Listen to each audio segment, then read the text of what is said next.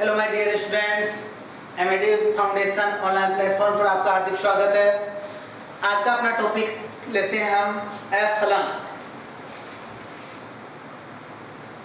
किससे कहते हो एफ फलन? देखो, एफ फलन को समझने के लिए थोड़ा सा मैं मैंगो के लिए एक बात करूंगा। मैंगो में हमने पढ़ा एकांतर फलन। मैंगो में हम क्या पढ़ते हैं? एकांतर फलन। एकांतर फलन का मतलब क्या होता है? एक वर्ष फल देना और दूसरे वर्ष फल नहीं देना या अल्प मात्रा में देना, वो क्या कहलाता है? एकांतर फलन कहलाता है। तो यहाँ पर जो फलन आया, इस फलन का मतलब फल देना, ठीक है। अब एफ फलन आ रहा है, एफ फलन का मतलब फल बिल्कुल ही ना लगना, ये क्या कहलाता है? एफ फलन कहलाता है। आ गया समझ में एफ फलन से संबंधित? किस एफ फलन होता क्या है? उद्यान में फलों का कम लगना या बिल्कुल ना लगना क्या कहलाता है? एफ फलन कहलाता है। आगे समझ में? चलो,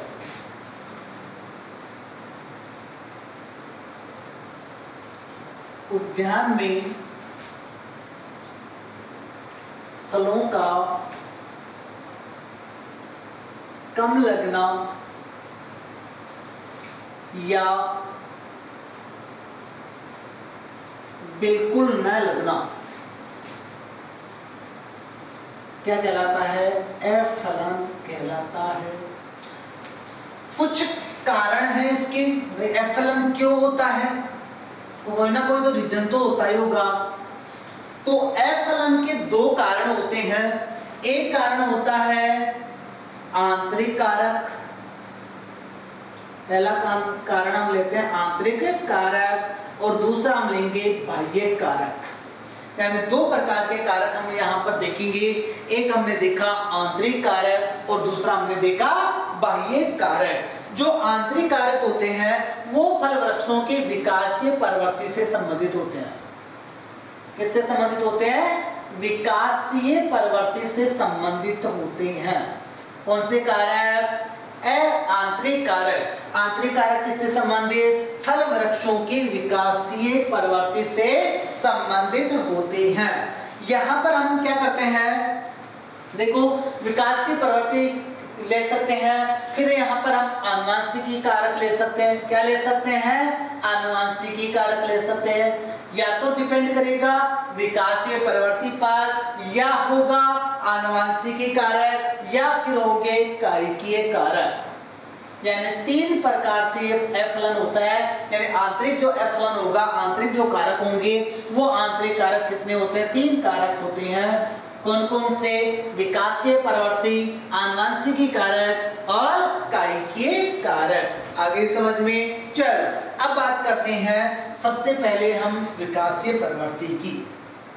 किसकी बात करेंगे? विकासीय प्रवृत्ति की।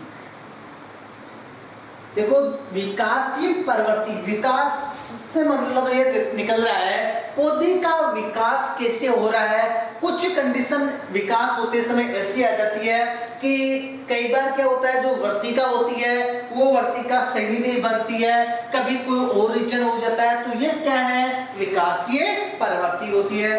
विकासीय प्रवृत्ति के अंतर्गत हम देखो यहाँ पर हमें कह देते हैं लिंग समस्या। लिंग समस्या एफ फलन का कारण बनती है।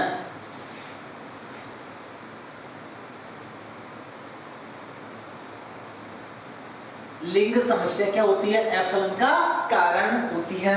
जैसे लिंग समस्या से मतलब समझ में आ गई। हमने क्या कहा? वर्तिका। अब यहाँ पर एक जो शब्द हम लिखेंगे वो लिखेंगे विषम वर्तिकात्व। क्या लिखते हैं? विषम वर्तिकात्व। चलो मैं ले लेता हूँ उस पॉइंट को। वो पॉइंट हमारे पास में आया विषम वर्तिकात्व।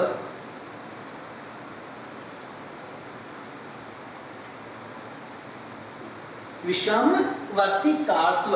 अब विषम वर्तिकात्व का मतलब होता है, देखो हम क्या कहते हैं, जो मादा जो होगा, मादा फूल, वो क्या होता है? यानी वर्तिका के ऊपर लगेगा, वर्तिका जो होगी, ठीक है। और जो नर होगा वो पुंकेसर यानी जो पुंकेसर तंतु होता है, फिलामेंट्स होता है, उसके ऊपर लगता है।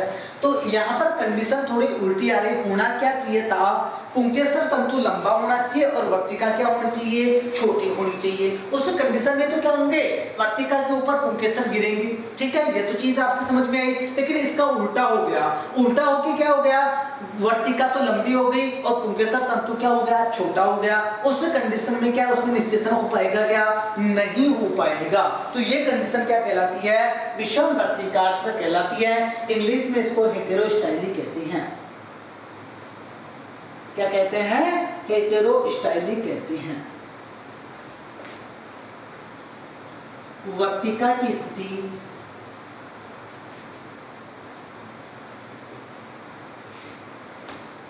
या वर्तिका पुंकेसर तंतु से लंबी, ऐसे दो वर्तिका पुंकेसर तंतु से लंबी, ठीक है, उस कंडीशन में निषेचन नहीं हो पाएगा। अब ऐसी कंडीशन हमारे को किस किस में देखने को मिलती है, यानी जो विषम वर्तिकात्व है, ये विषम वर्तिकात्व हमारे को किस किस में देखने को मिलता है। तो यहाँ एग्जांपल आप लिखिए, चीकू। देखो ये कंडीशन हमारे को चीकू में भी देखने को मिलती है, ये हमारे को बादाम में भी देखने को मिलती है। बादाम, लीची, बादाम हो गया, लीची हो गया, और हमारे अनार में भी देखने को मिलती है। ये चार फल वृक्ष हैं हमारे पास में, जिसमें क्या देखने को मिलता है, विषम वर्तिकात्व या हेटेरोस्टाइली कंडीशन देखने को मिलती है। समझा दिया मैंने आपको बहुत अच्छे तरह से कि हेटेरोस्टाइली होती क्या है। वर्तिका पुंकेसर तंतु से क्या हो जाती है, लंबी हो जाती है। उस कंडीशन में निषेचन नहीं हो पाता है और अफलन का कारण बन जाता है। फिर उसके बाद में लेते हैं दूसरा कारक, यानी विकासशील प्रवृत्ति का दूसरा कारक होगा डाइकोगेमी। विकासशील प्रवृत्ति का दूसरा कारक हम कौन सा ले लेते हैं, डाइकोगेमी। या डाइकोगेमी को हिंदी में हम कह सकते हैं कि जननांगों की परिपक्वता का समय अलग अलग होना। ठीक है, तो यहाँ पर एक और शब्द लिख सकते हैं, जननांगों की परिपक्वता काल में भिन्नता।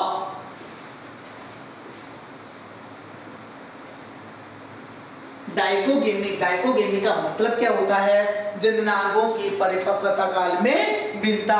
यानी जो जननांग होंगे, जैसे नर जननांग है और मादा जननांग है, दोनों का टाइम अलग अलग होगा। यानी जो परिपक्व काल है, जो उनकी कंडीशन होती है परिपक्व होने की, वो दोनों कंडीशन अलग अलग होती है। एक पहले क्या हो जाता है, यानी परिपक्व हो जाता है, और एक बाद में परिपक्व हो जाता है। इस आधार पर हम जैसे एक कहते हैं प्रोटोएंड्री, एक तो हमने क्या ले लिया, प्रोटोएंड्री, और एक हम ले लेते हैं प्रोटोगाइनी। एक तो हमने क्या ले लिया, प्रोटोएंड्री, और दूसरा हमने क्या ले लिया, प्रोटोगाइनी का हमने ले लिया। अब देखो यहाँ पर इस प्रोटोगाइनी या प्रोटोएंड्री का मतलब, एंड्री का मतलब होता है एंड्रोसियम। एंड्री का मतलब क्या होता है, एंड्रोसियम, यानी पहले नर पुष्प परिपक्व हो रहा है। क्या कौन सा पुष्प हो रहा है, नर पुष्प परिपक्व हो रहा है। और दूसरा है हमारे पास में प्रोटोगाइनी।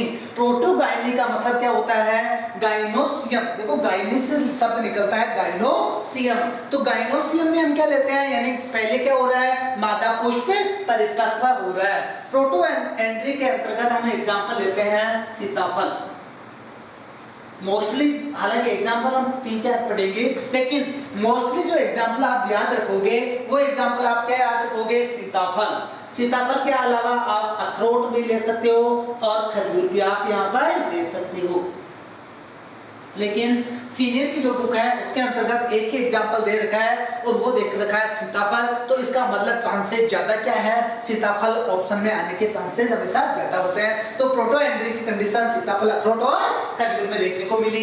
उसके बाद में हम बात करें प्रोटोगाइनी की, तो प्रोटोगाइनी की जो कंडीशन हमारे को देखने को मिलती है वो एक तो मिलती है चीकू में, दूसरी मिलता है केला में, और उसके बाद में हम अंजीर के लिए भी बता सकते हैं कि प्रोटोगायनी की जो कंडीशन होती है तो वो किस में मिलती है, अंजीर में भी मिलती है।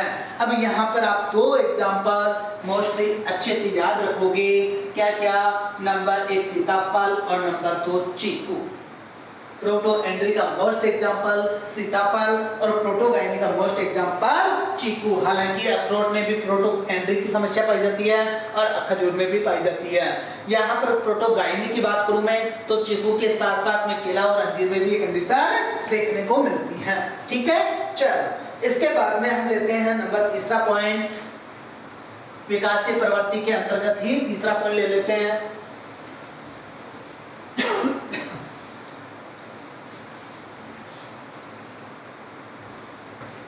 पराग की नपुंसकता। पराग की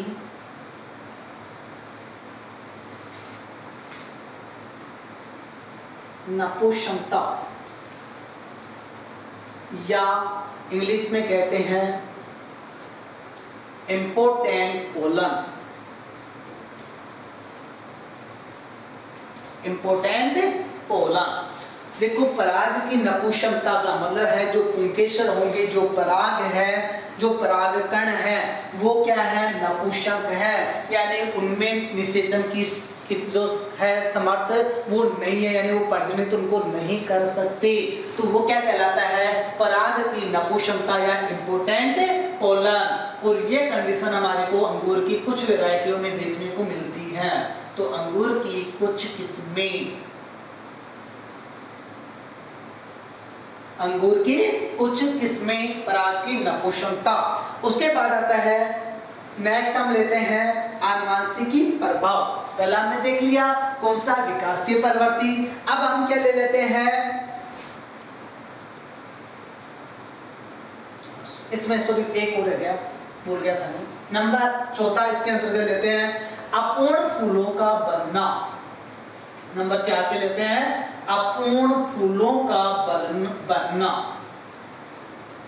देखो अपूर्ण फूलों का बनने से मतलब यह है कि क्या होता है, इसमें एक ही प्रकार का फूल बनता है। क्या बनता है, एक ही प्रकार का फूल बनता है। जैसे अपूर्ण, अपूर्ण का मतलब क्या हो गया, पूर्ण नहीं बन रहे हैं, अर्थात या तो मादा बनेगा या तो क्या बनेगा, नर बनेगा। तो उसको हम क्या कहते हैं, जैसे एक होता है मोनोसियस और एक होता है डायोसियस। एक तो होता है मोनोसियस और एक होता है डायोसियस। मोनोसियस द्विलिंगी होगा, मोनोसियस क्या होगा, द्विलिंगी होगा, और जो डायोसियस है वो क्या होगा, एक लिंगी होगा। थोड़ा सा समझना पड़ेगा क्योंकि नाम से आपको ये लग रहा होगा कि सर ने गलत लिख दिया, नहीं। देखो यहाँ पर इस चीज को समझने के लिए क्या करना पड़ेगा, द्विलिंगी, इसको इंग्लिश में ही याद करना पड़ेगा, तब जाके आप इसको आसानी से याद कर सकते हो।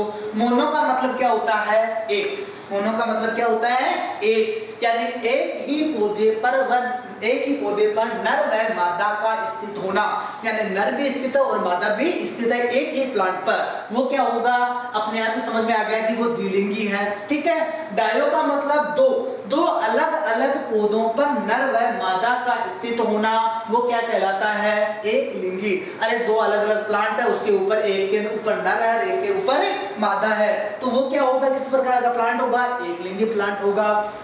अब यहाँ पर एग्जांपल हमने याद रखा, जैसे मोनोसियस का अंतर्गत हमने एग्जांपल देखा कटहल। कटहल के ऊपर यानी जो कटहल है उस कटहल के ऊपर नर पुष्प भी पाया जाएगा और मादा पुष्प भी पाया जाएगा। लेकिन जो डायोसियस है उस डायोसियस में हम एग्जांपल देखते हैं जैसे पपीता और खजूर। डायोसियस के अंतर्गत एग्जांपल क्या देखा, पपीता और खजूर। पपीता और खजूर की कंडीशन ये होती है कि उसमें नर और मादा दोनों अलग अलग प्लांट के ऊपर स्थित होते हैं। उसके बाद देखिए नंबर दूसरा पॉइंट,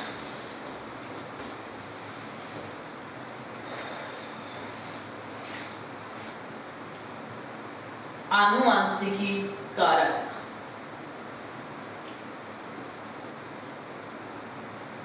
आनुवांशिकी कारक, यहाँ विकास में क्या हो रहा था, परिवर्तन हो रहा था, पौधे का विकास ही इस प्रकार का हो रहा था कि उसमें फलन की समस्या उत्पन्न हो रही थी। अब यहाँ विकास तो हो जाएगा सही तरीके से, नर और मादा दोनों स्थित होंगे, ठीक है, लेकिन उसमें क्या होता है, कंडीशन ये आ जाती है कि कई बार क्या होता है, निषेचन के समय भ्रूण का गर्भपात हो जाता है, ठीक है, तो वो चीज आती है आनुवंशिकी कारकों के अंतर्गत। देख कई बार क्या होता है, एक चीज देखो, कई बार तो क्या होता है, निषेचन हो गया, निषेचन के बाद में गर्भपात हुआ। कई बार क्या होता है, गुणसूत्रों का असमान विभाजन हो गया। हमारे मनुष्य में भी तो होता है ना, ये बायोलॉजी में आप पढ़ते हो, जैसे आपने पढ़ा होगा डाउन सिंड्रोम है, तो वहां पर हमारे पास में क्या हो रहा है, गुणसूत्रों का असमान विभाजन ही तो हो रहा है, एक में एक की वृद्धि हो रही है, एक की कमी हो रही है, डाउन में कमी हो रहा है, टर्नर सिंड्रोम शायद मेरे हिसाब से बढ़ा, एक बढ़ता होगा, तो वहां पर हमारे पास में क्या है, गुणसूत्रों का असमान विभाजन आया। तो आनुवंशिकी कारकों के अंतर्गत पहला कारक हम लेते हैं असंगतता। पहला असंगतता, पहला कारक कौन सा लेते हैं, असंगतता। इस असंगतता को इंग्लिश में कहा जाता है इनकम्पैटिबिलिटी।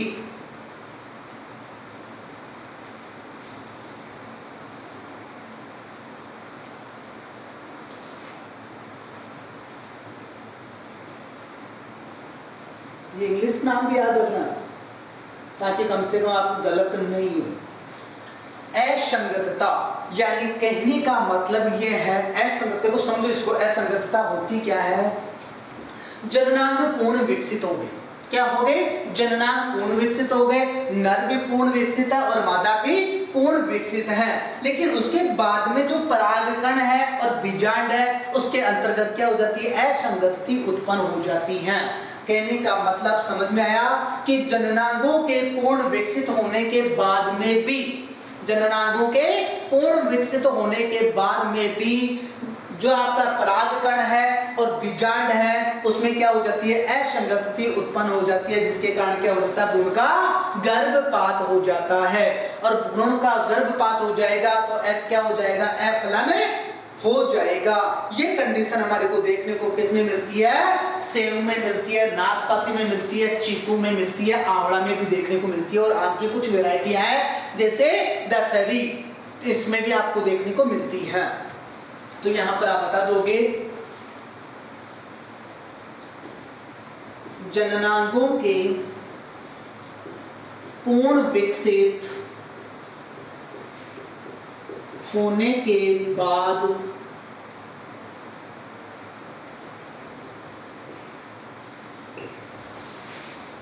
परागकण व बीजांड में असंगति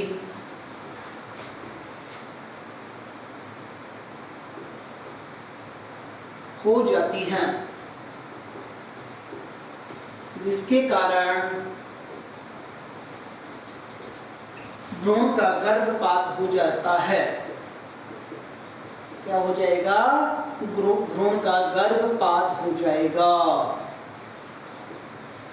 और ये कंडीशन, ये एग्जांपल हमारे को किस किस में ये चीजें देखने को मिलती है, तो हमने क्या कहा, ये हमारे को सेव में देखने को मिलती है, ये हमारे को चीकू में देखने को मिलती है, यहाँ पर मैंने आंवला भी बताया है, यहाँ पर मैंने आम की कुछ किस्में भी बताई है, जैसे कुछ किस्मों के अंतर्गत मैंने कहा है कि दशहरी, ये दशहरी में असंगतता देखने को मिलती है। ठीक है, अब देखिए नेक्स्ट, ये यहां तक समझ में आ गया। इसके बाद में आता है, हम नेक्स्ट ले लेते हैं संकरीकरण।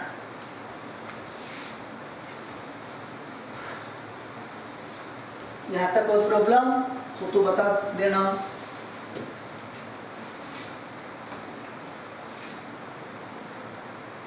संकरीकरण, संकरीकरण का मतलब जब संकरण होता है उस कंडीशन में क्या होता है, गुणसूत्रों का असमान विभाजन हो जाता है, हाइब्रिडिटी इंग्लिश में कह सकते हो। तो यहाँ पर सिंपल सा सीधा सा ये ध्यान रखो आप तो कि गुणसूत्रों का असमान विभाजन, और गुणसूत्रों का असमान विभाजन होगा तो क्या होगा, अफलन होगा। गुणसूत्रों का असमान विभाजन, गुणसूत्रों का क्या हो गया, असमान विभाजन हो गया। और उसके बाद में इसका तीसरा पॉइंट हम ले लेते हैं स्वबंध्यता। स्वबंधिता, सेल्फ स्टेरिलिटी, इंग्लिश में क्या कहते हैं इसको, सेल्फ स्टेरिलिटी, स्वबंधिता। देखो स्वबंधिता का मतलब निषेचन क्रिया में असमर्थ, निषेचन क्रिया में क्या होता है, असमर्थ होते हैं। पराग जो कि जननांग है, वो जननांग तो पूर्ण विकसित है, लेकिन पूर्ण विकसित होने के बाद में भी वो क्या होते हैं, निषेचन में असमर्थ होते हैं। इसमें असमर्थ होते हैं, निषेचन में असमर्थ होते हैं, निषेचन में असमर्थ होते हैं। उस क्रिया को हम क्या कहते हैं, स्वबंधिता कहते हैं। और ये स्वबंधिता की जो कंडीशन आती है वो हमारे को किस में देखने को मिलती है, एक तो सेव में देखने को मिलती है, किसमें देखने को मिलती है, सेव में देखने को मिलती है। एक हम जो कुछ आड़ू की जो वेराइटियां हैं, आड़ू की कुछ किस्में हैं, उन आड़ू की कुछ किस्मों में देखने को मिलती है। और एक हमारे को सिट्रस लेमन में देखने को मिलती है, किसमें देखने को मिलती है, सिट्रस लेमन में देखने को मिलती है। तो देखो संकरीकरण की कंडीशन अलग आ रही है कि गुणसूत्रों का असमान विभाजन हो रहा है, उस कंडीशन में हमारे पास में क्या हो रहा है, अफलन हो रहा है। स्वबंध्यता या सेल्फ स्टेरिलिटी का मतलब हो गया कि निषेचन तो हो रहा है, लेकिन जननांग तो बन रहे हैं, लेकिन वो निषेचन में ही असमर्थ है। उस कंडीशन में हमारे पास में क्या हो जाता है, अफलन हो जाता है। तो ये हमारे पास में कौन से कारक आ गए, आनुवंशिकी कारक आ गए। उसके बाद में नेक्स्ट तीसरा लेते हैं कायिकीय कारक। नेक्स्ट तीसरा हमारे पास में कौन सा कारक आ जाएगा, कायिकीय कारक।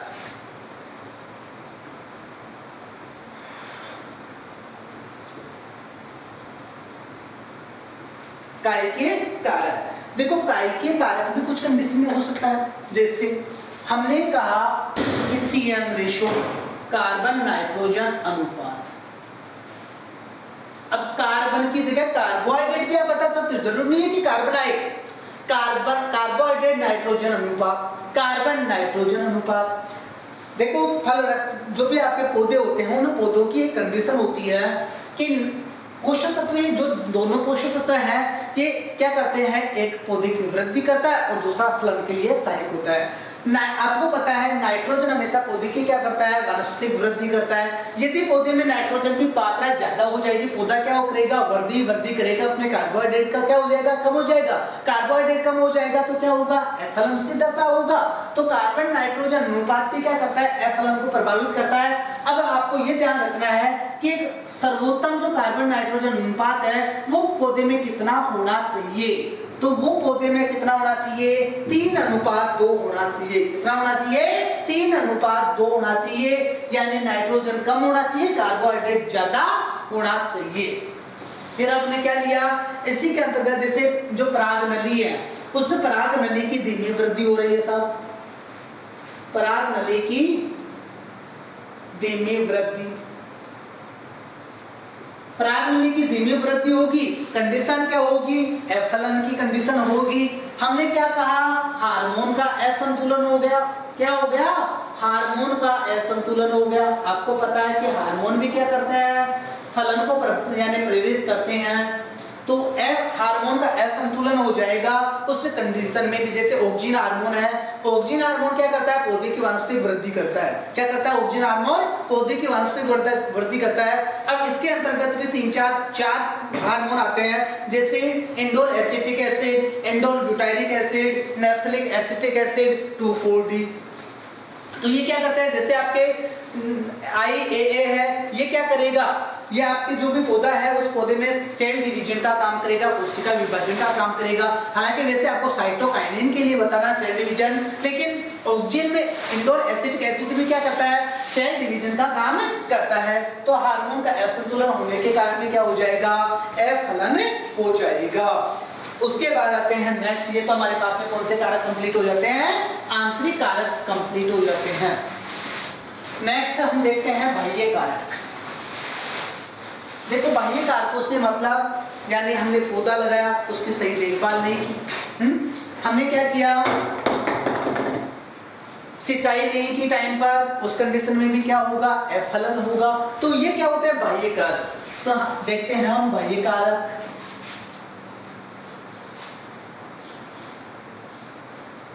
बाह्य कारक। बाह्य कारकों के अंतर्गत देखो सीधा सा पहले तो पोषक तत्व बता दो आप। अब पोषक तत्व में क्या करो, पोषक तत्व देखो पौधे में फास्फोरस, बोरॉन और सल्फर की कमी हो जाएगी। कौन कौन से पोषक तत्वों की?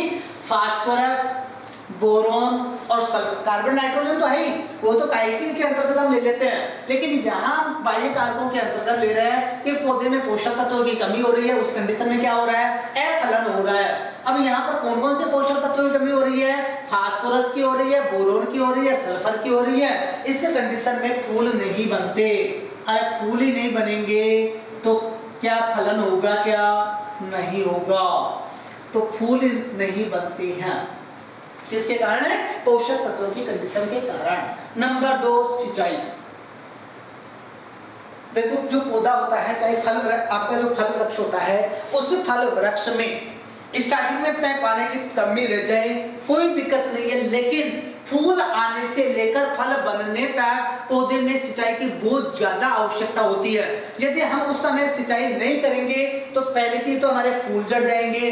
दूसरी चीज यदि हमारे फूल क्या हो गए? जड़े। फूल भी नहीं जड़े तो जो फल है वो क्या हो जाएंगे? जड़ जाएंगे। तो सिंचाई हमारे को क्या करना होता है? अति आवश्यक करना होता है। अब आपको पता है फूल व फल ही जड़ जाएंगे तो फलन अपने आप ही हो जाएगा। फिर आता है रोग व कीटों से सुरक्षा। किससे सुरक्षा? रोग व कीटों से सुरक्षा। तो देखो हमने एग्रोनॉमी में पढ़ते हैं खरपतवार। तो फसलों में सबसे ज्यादा जो हानि हमारे को देखने को मिलती है वो खरपतवारों के द्वारा देखने को मिलती है। फिर हम कहते हैं उसके अंतर्गत कुछ परसेंट हानि हमारे को कीटों के द्वारा देखने को मिलती है, कुछ परसेंट हानि रोगों के द्वारा देखने को मिलती है। जैसे 30% है वो कीटों के द्वारा मिलती है, 20% है वो रोगों के द्वारा मिलती है। तो सिंपल से हम कह रहे हैं कि पौधे में रोग और कीटों का प्रकोप हो जाएगा, उस कंडीशन में क्या होगा? फलन होगा। तो रोग व कीटों का प्रकोप, ऐसे करो इसको। अब इसके अंतर्गत जैसे एग्जांपल हम ये कह सकते हैं कि आम का फुदगा जो कीट है, वो आम का फुदगा कीट क्या करेगा? नुकसान पहुंचाएगा। जैसे पपीता है, इस पपीता में क्या होगा? जो लीफ कर्ल रोग है, पपीता में क्या है?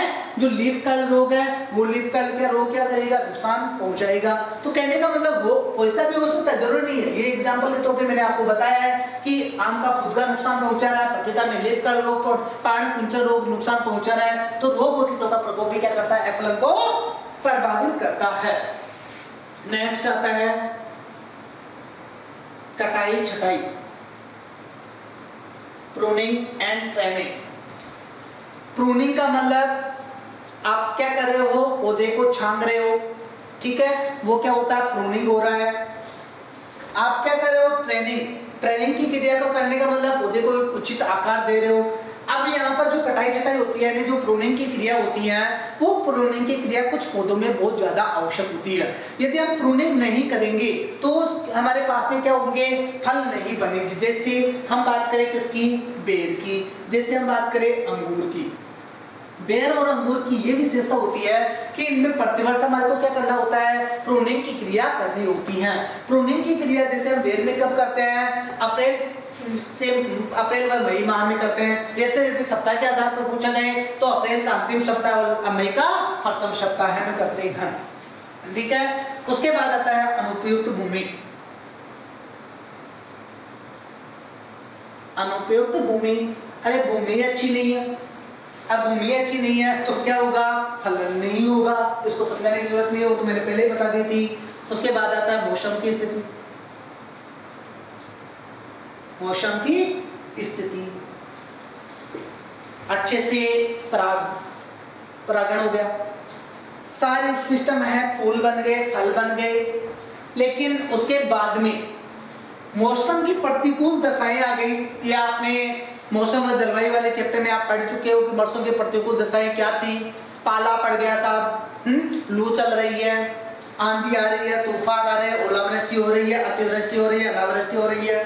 तो ये क्या है? मौसम की स्थिति है। और यदि अरे ओले गिरेंगे, फल व फूल जड़ेंगे या नहीं जड़ेंगे? जड़ेंगे, श्योर है। क्या हो रहा है, बहुत कम बारिश हो रही है, क्या हो जाएगा, अपने आप ही मौसम की मार झेलनी पड़ेगी। तो पाला पड़ रहा है, पाले से पौधे जैसे पपीता है नुकसान बहुत ज्यादा होता है, केले को नुकसान बहुत ज्यादा होता है। तो मौसम की स्थिति भी क्या करती है, अफलन को प्रेरित करती है। ये तो हमने बात की अफलन। अब अफलन की समस्या से निजात हमारे को पाना है, यानी अफलन की समस्या के उपाय।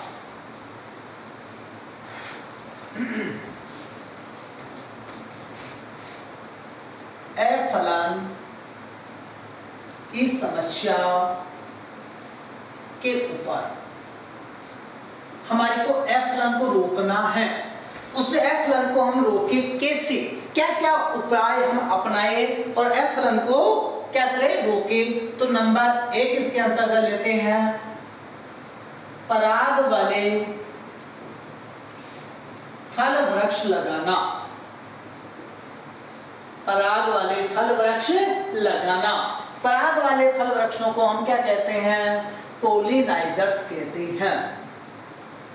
क्या कहते हैं, पोलिनाइजर। अरे कुछ पौधे क्या होते हैं, पराग देने का काम करते हैं, तो उनको हम क्या कहते हैं, पोलिनाइजर्स कहते हैं। अब जैसे इसके अंतर्गत हम एग्जांपल लेते हैं, पोलिनाइजर्स के अंतर्गत सेब, पपीता, बेर, सेब है, पपीता है, बेर है, ये क्या करते हैं, पोलिनाइजर्स का कार्य करते हैं। नंबर 2 जड़ों की काट छांट। जड़ों की काट छांट। देखो कुछ पौधे ऐसे होते हैं जिनमें हमारे को जड़ों की काट छांट भी करना बहुत ज्यादा जरूरी होता है। जैसे हमने क्या किया, हम क्या लगाया हमने, करोंदा, या हमने लगाया जैसे नींबू। इस करोंदे या नींबू में क्या करना पड़ता है, हमारे को प्रतिवर्ष जो भी इसकी जड़ें हैं, इस जड़ों के चारों तरफ एक गड्ढा खोदना होता है, और उस गड्ढे का जो आकार होता है वो लगभग 50 से 60 सेंटीमीटर होता है। 50 से 60 सेंटीमीटर चौड़ाई में खोदोगे और 50 से 60 सेंटीमीटर गहराई में खोदोगे। अब वहां पर ऐसे थोड़ी है कि जड़ों को काट दोगे, नहीं, जो मुख्य जड़ें हैं उन मुख्य जड़ों को तो आपको छोड़ना है। मुख्य जड़ों के अलावा जो बारीक बारीक जड़ें होती है, अतिरिक्त जो जड़ें होती है, उन अतिरिक्त जड़ों को हम क्या कर देते हैं, काट छांट उनको काट देते हैं। और उनको काटने से क्या हो जाता है कि उनमें जो भी कार्बोहाइड्रेट है वो कार्बोहाइड्रेट की मात्रा पौधे में बढ़ जाती है, जिसके कारण से क्या हो जाता है, फलन हो जाता है। नंबर 3 छल्ला बनाना। नंबर 3 छल्ला बनाना। छल्ला बनाने का मतलब यह है कि जैसे पौधा है, उस पौधे की ऊपरी शाखा में हम क्या करेंगे, एक वलय आकार में छाल उतार देंगे। क्या कर देंगे, एक वलय आकार में छाल उतार देंगे। उसको हम क्या कहते हैं, छल्ला बनाना कहते हैं। और ये छाल जो है वो हम आकार में उतारते हैं 1 से 2 सेंटीमीटर। कितने आकार में उतारते हैं, 1 से 2 सेंटीमीटर। उसके बाद आता है नंबर 4 खांचा बनाना। हालांकि ये बात एक ही है, छल्ला बनाना या खांचा बनाना एक ही बात है, लेकिन इसका विकसित रूप है। छल्ले बनाने का विकसित रूप कौन सा होगा, खांचा बनाना होगा। नेक्स्ट नंबर 5, पांचवा पॉइंट, पराग ले जाने वाले कीटों को पालना। पराग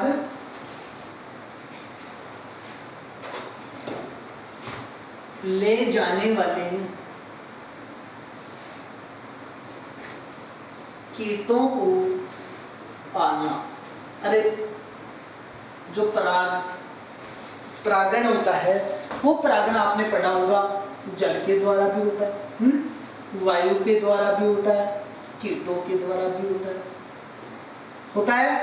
तो यहाँ पर हमने क्या कहा कि जो पराग है वो ले जाने वाले कीटों को पालना। जैसे पराग ले जाने वाले, अरे सबसे ज्यादा जो परागण होता है वो मधुमक्खी के द्वारा होता है। पराग का जो कार्य होता है वो मधुमक्खी करती है। मधुमक्खी हो गई, तितली हो गई, भंवरा हो गया, ये क्या करते हैं, पराग ले जाने वाले कीट होते हैं। तो इनको हमारे को पालना चाहिए। फिर आते हैं यानी उद्यान में हमारे को समय पर कर्षण क्रियाएं करनी चाहिए। कर्षण क्रियाएं